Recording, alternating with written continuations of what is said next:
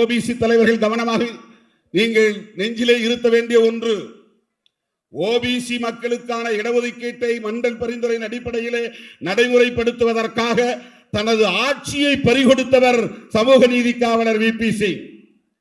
OBC மக்கள் நன்றி கடன் பட்டிருக்கிறார்கள் என்று சொன்னால் அது VP சிங் அவர்களுக்குத்தான்.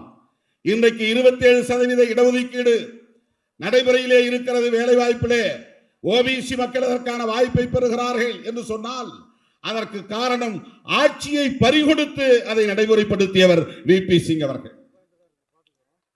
அவரை கொண்டாட வேண்டிய தேவை இருக்கிறது.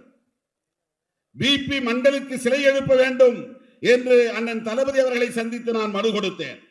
அவருடைய பரிந்துரையில் தான் ஓபிசிக்கான இடஒதுக்கீடு வந்தது என்று.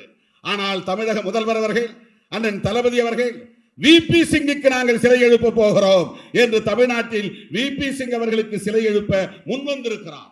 இந்தியா முழுவதும் VP சிங்குக்கும் BP மண்டலுக்கும் சிலை எழுப்ப வேண்டிய பொறுப்பு ஓபிசி சங்கங்களுக்கு இருக்கிறது. அவ்வளவு பெரிய ஒரு தாக்கத்தை இந்த சமூகத்தில் அந்த அறிக்கை ஏற்படுத்தியது. அதன் பிறகு ஏற்பட்ட எதிர்வினை என்பதுதான் முக்கியம். அந்த எதிர்வினைதான் இன்றைக்கு சனாதன சக்திகள் இவ்வளவு பெரிய கொட்டவடிப்பதற்கு காரணம். SC/ST மக்களுக்கு இடஒதுக்கீடு வழங்குவது பற்றி அவர்கள் பெரிதாக எதிர்ப்பு தெரிவிக்கவில்லை, வெளிப்படையாக எதிர்ப்பு தெரிவிக்கவில்லை, வீதிக்கு வரவில்லை, வன்முறைகளில் ஈடுபடவில்லை. உள்ளூர் அவர்கள் எதிர்ப்பு இருந்தாலும் கூட அது வெளிப்படையாக இல்லை. கான்ஸ்டிடியூஷனல் சேஃப்டி அண்ட் செக்யூரிட்டி இருக்கிற காரணத்தினால், அரசமைப்பு சட்டத்திலேயே அதற்கு ஒரு பாதுகாப்பு உருவாகிவிட்ட காரணத்தினால் அவர்களால் எதிர்க்க முடியவில்லை. ஆனால் மண்டல் பரிந்துரையை நடைமுறைப்படுத்துவோம் என்று VP சிங் முடிவெடுத்த உடனேயே அவருக்கு ஆதரவளித்துக் கொண்டிருந்த பிஜேபி ஆதரவை திரும்ப பெற்றது. அத்துடன் நின்று விடவில்லை. அத்வானி தலைமையிலே மிகப்பெரிய ஒரு ரத யாத்திரையை நடத்தினார்கள். அந்த ரத யாத்திரை யாருக்கு எதிராக? ஓபிசிக்கு எதிராக. உனக்கு இடஒதுக்கீடு கொடுக்க கூடாது என்பதற்காக பேரணி நடத்திய இயக்கம் பிஜேபி. பிஜேபிக்கு துணை போகக்கூடிய ஓபிசி தலைவர்கள் சிந்திக்க வேண்டும்.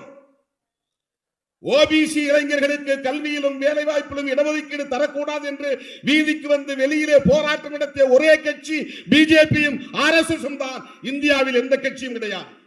அன்றைக்கு VP சிங் பக்கத்திலே உற்ற துணையாக இருந்த தலைவர் ராம்விலாஸ் பாஸ்வான், ஒரு தலித் தலைவர், மண்டல் பரிந்துரை நடைமுறைப்படுத்த வேண்டும் என்பதற்காக வலதுகரமாக இருந்து பக்க துணையாக இருந்து ஓபிசி மக்களுக்கான இடஒதுக்கீடு வழங்கியே தீர வேண்டும் என்று களத்திலே நின்றவர் தலித் தலைவர் ராம்விலாஸ் பாஸ்வான்.